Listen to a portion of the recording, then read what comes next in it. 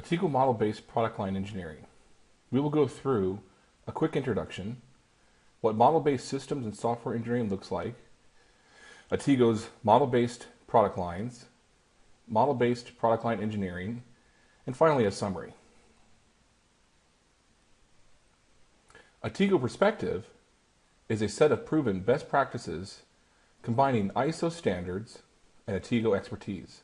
Based on ISO 15288 for systems and software engineering and ISO 26550, the latest standard for product line management and engineering. The process is broken up into model-based systems and software engineering, asset-based modular design, and product line engineering, Artigo's process map. The Artigo perspective can cover the entire engineering lifecycle, even using tools not provided by Artigo. It's horizontal and cross-industry, independent of any vertical. Ideal for both product development and engineering to order. Artigo product line engineering solution is delivered as part of Artigo Vantage, a combination of processes, products, and people to help you build your system. At the core of Artigo Vantage is modeling, asset reuse, and modular design.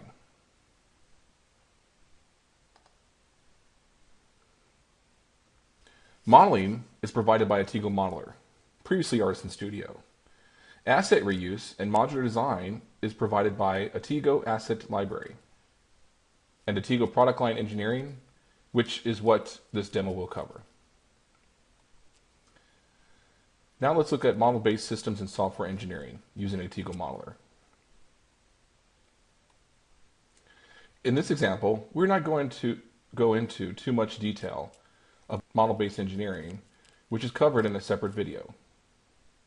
We start out looking at SysML to design our package structure, showing our main systems: electrical network, fuel system, transmission. From a high-level block definition diagram, we can see the overall system breakdown structure. That I have a drivetrain system that contains an internal combustion engine, a transmission, electrical network, and more. Drilling down even further into an internal block diagram, we can see the various subsystems that make up the transmission and drivetrain, the chassis, choices between diesel and gasoline engine.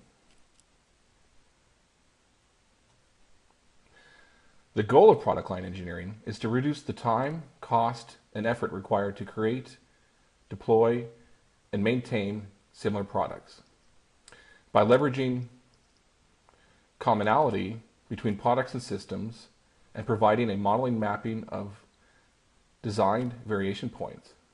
To do this, any solution must minimize any duplication, maximize commonality, optimize reuse, and manage complexity of variations. Artigo's model-based product line engineering approach offers a fundamental shift by looking at a broader perspective that views product line engineering as designing a single system rather than as creating a multitude of products. Designing products as a single system can reduce development costs considerably.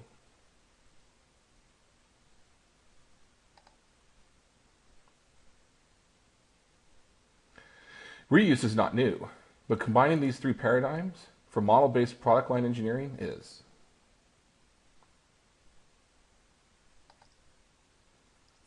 The Artigo Vantage Solution core is model-based systems and software engineering extended with product line modeling.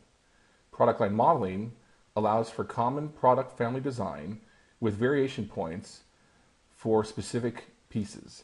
The key words here are common areas are built using model-based engineering, variation is handled through product line modeling, and pieces are subsystems, services, features, and common components through assets.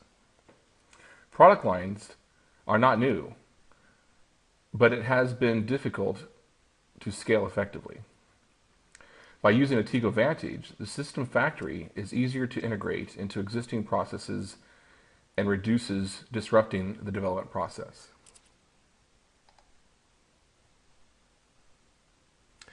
Now we are going to look at model-based product lines, which includes variant modeling, variant selection, and product model creation.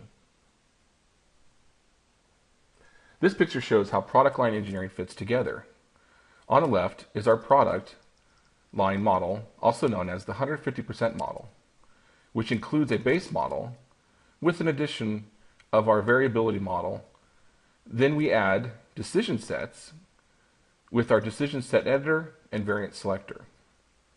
Then using all these, we create an instance product model, resolving the variants to create a product-based model, which we then can use to do simulation and trade studies to see if this is a good product.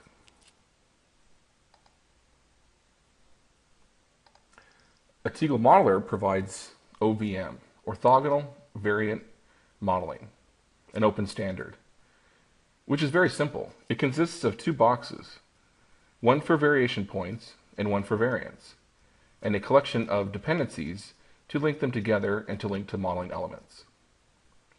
Let's see this in action.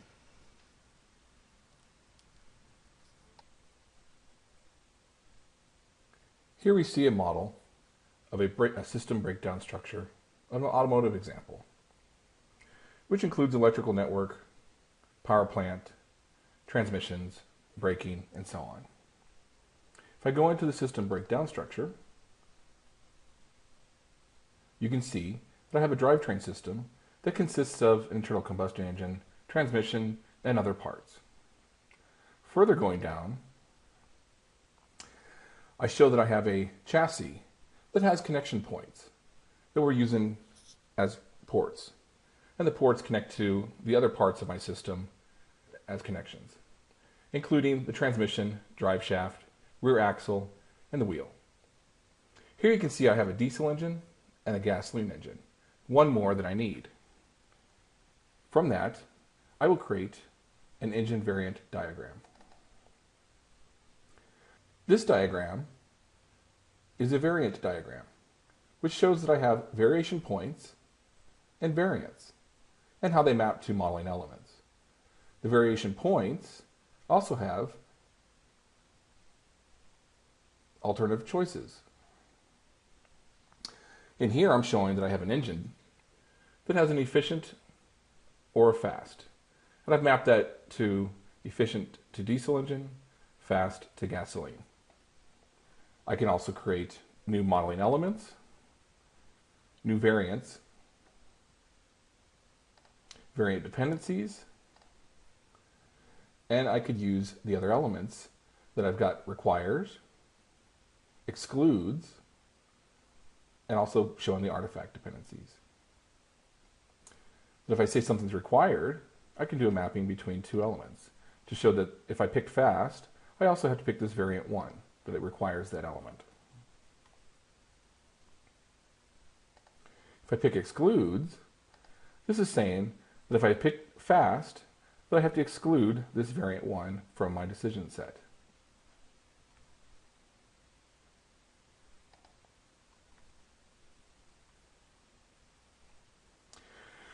The variation point can also have different types of options, or it can have a multiplicity from one and only one, or one or more choices.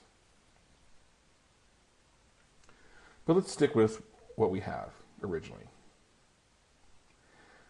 Now, looking at a fuller example, I see that I have a transmission variation point that contains a luxury transmission, a medium comfort, and a regular, where the regular is mapped to a manually shifted transmission, which requires another variation point, which from there I can choose either 5 or 6 gears. And this is showing that any variant can have variation points.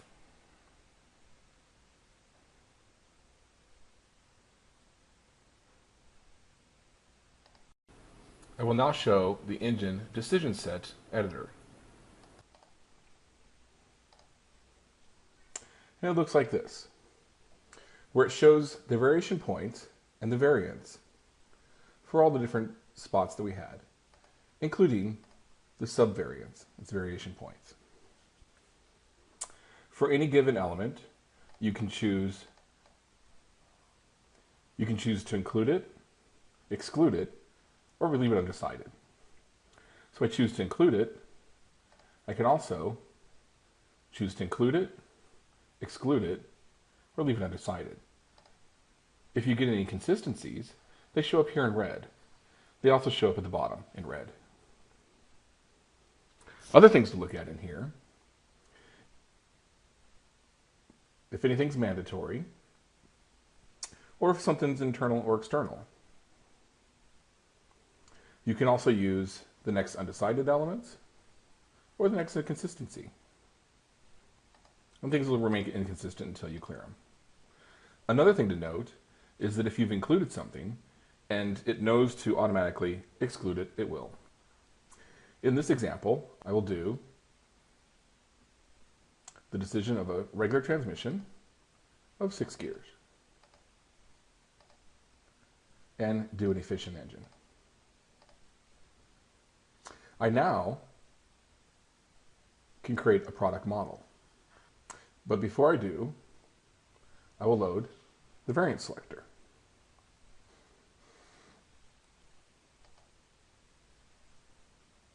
I can show the variant selector. This shows the same elements that I selected in the model, including elements that I said that I wanted to include, exclude, and leave as undecided. It'll take you to the next inconsistency.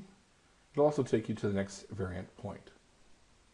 You can run this outside of Studio by opening the model and doing your decision set here. You can create new decision sets, and I can refresh any current decision set between the model and the variant selector. I now can go and create a product model.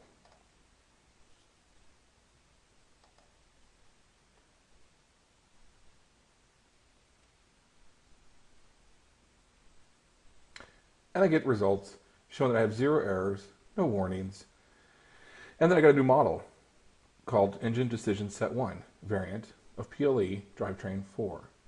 And I get a log file to show me the results. Now if I load Model Explorer,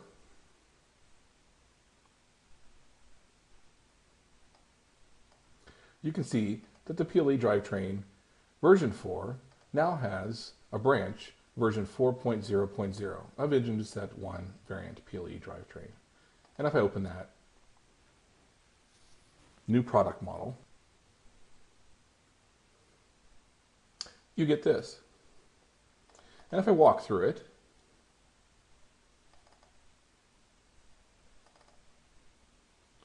I have the same package structure hierarchy, the same system breakdown structure, the same drivetrain, except for this time, all I have is a diesel engine connected to my transmission, drive shaft, rear axle, and wheel. My engine variant diagram is now reduced to just showing the diesel engine. And my full variation tree is showing that I have just the transmission, the manually shifted transmission that I've chosen. I now can take this and run simulations against this to see if this is the desired model that I want to have. Where here, I have a diesel engine that's connected to a numerical slider for load and for RPM. This output goes into a graph output and a speedometer. If I run this in SciSim,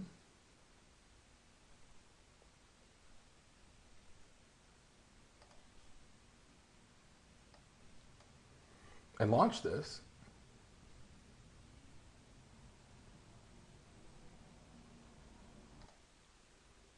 I end up with this, a form that I created that I drug on the elements from SciSim onto a blank form. I can now accelerate from 0 to 60 to see what my timing would be. So if I execute this, I can see that I'm going from 0 to 60 for the diesel engine, and I could look at the timing to see what the value would be. And a typical diesel engine is run, gets there within 18 to 20 seconds from 0 to 60.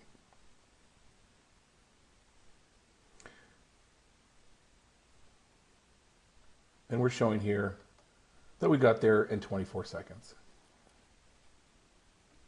Now, if this is unacceptable, that you don't want these results, you can go back to your original product line model and make a different decision to the gasoline engine.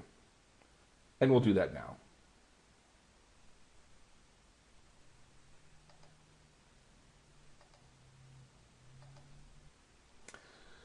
Now, starting back in Studio, I can go to my decision set, find that decision set, and edit it. And change it from efficient to fast. And you can see if I set exclude, it includes the other one. Now, if I generate another product model from this,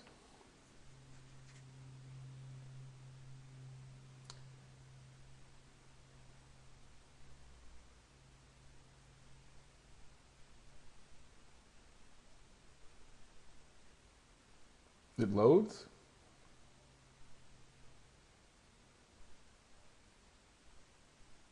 And it shows you the results down here, where I also had 0 errors and 0 warnings. And it says what if it's removed from the system. So if I walk through the system again, my high level, my complete system, the chassis, here I have only the gasoline engine now. And I have the same manually shifted transmission. Running the simulation again, or looking at the simulation that I have, you can see now I have a gasoline engine that's connected to my graph, has a numerical slider for load and for RPM, and it's a speedometer output. So again, I run this through SciSim,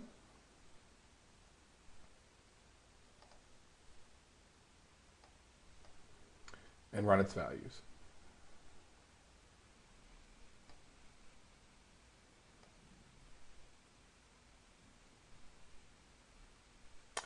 And running the simulation again, going from 0 to 60, I see with the gasoline engine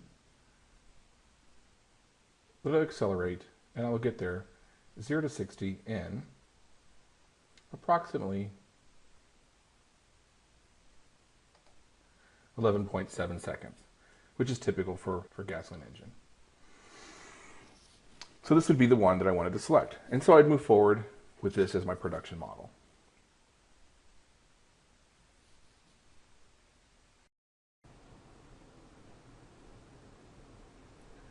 To recap what we have just seen, variant modeling consists of variation points, variants, that can be placed on any variant diagram or on any diagram mapping to a modeling element using the dependencies provided.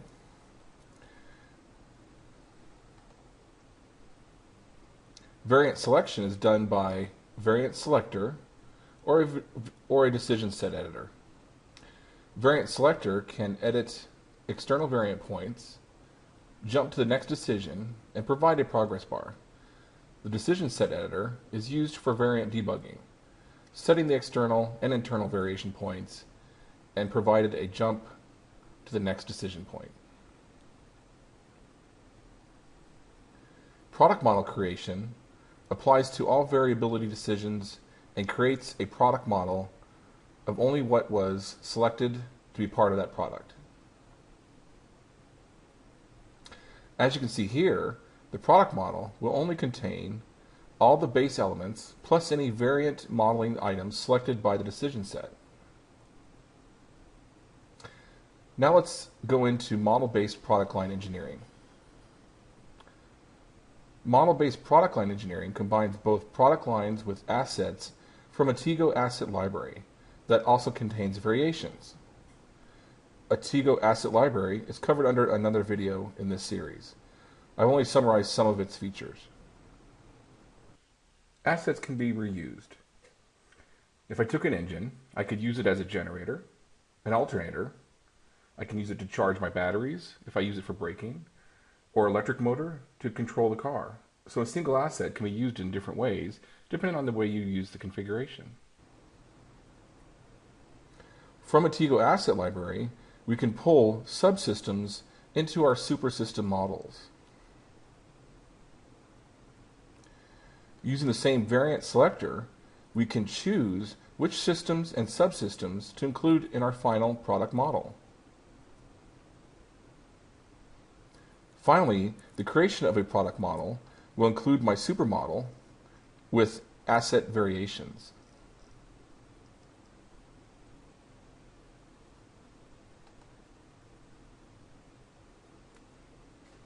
Now we have just seen how a Tigo Vantage implements model-based product line engineering.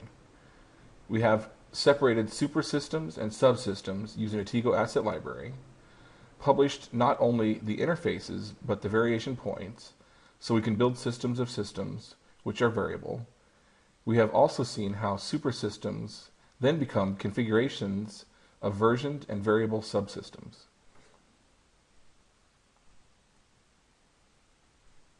Now let's get into the summary.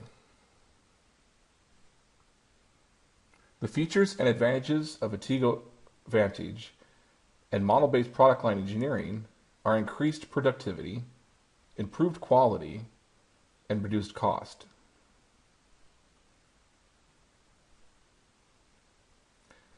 But it also de-risks the situation by leaving 80% of the product the same and letting you focus on the 20% that varies. Model-based product line engineering is very good at supporting both engineering to order and product build to order approaches. You can use this to beat your competition to market. So market research has shown that you can see immediate benefits when you get to 2.3 products in a product line, with some radical improvements in productivity, quality, and cost. Let's drill down even further, looking at differences between systems engineering, applying model-based system engineering, and extending that to model-based product line engineering. As we can see from this data, from a recent survey provided by an embedded market forecast, compared to basic system engineering, model-based product line engineering can reduce the total development cost up to 62%, and 23% more products are delivered on time. A Tigo Vantage provides engineering and commercial benefits. It is highly differential, but also has a well-proven return on investment. You can start with all of a Tigo Vantage or take out individual components and grow over time, easing adoption and reducing the risk. Each submodule is valuable, but together they are more than the sum of their parts.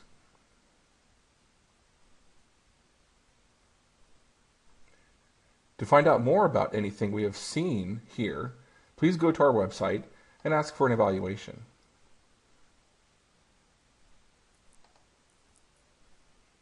This concludes our series of Tigo Advantage webinars. Thank you for attending.